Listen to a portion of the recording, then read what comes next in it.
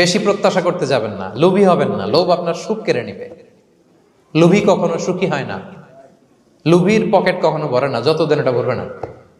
লোভী হব আমরা না। অতিরিক্ত প্রত্যাশা করব না, অল্প প্রত্যাশা করবো। I am not talking about the গোল।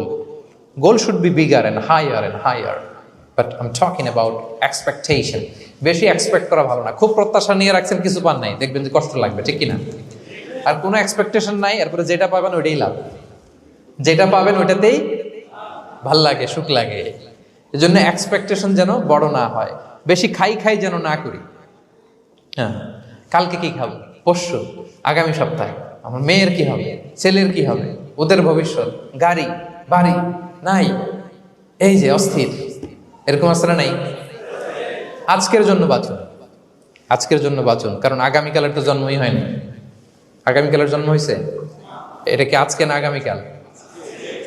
আজকে হ্যাপি হন, আজকের জন্য বাঁচেন, আজকের জন্য প্ল্যান করেন। আগামীকালের তো জন্মই হয় নাই। কালকে সকালে সানরাইজের পরেই না আগামীকালের জন্ম গ্রহণ হবে, ঠিক কিনা বলেন? তাহলে প্রত্যাশা কমান, হ্যাপি হবেন আপনি।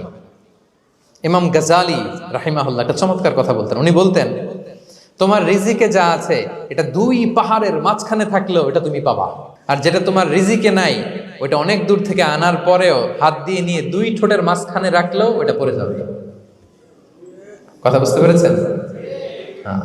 আপনি মাঝে মাঝে অ্যানিমেল কিংডম অথবা জিওগ্রাফিক্যাল চ্যানেলে দেখবেন যে বক মাছ শিকার করে কিভাবে অনেকক্ষণ লুকিয়ে থাকে, হুট করে একটা মাছ ধরে, ধরার পরে মাছ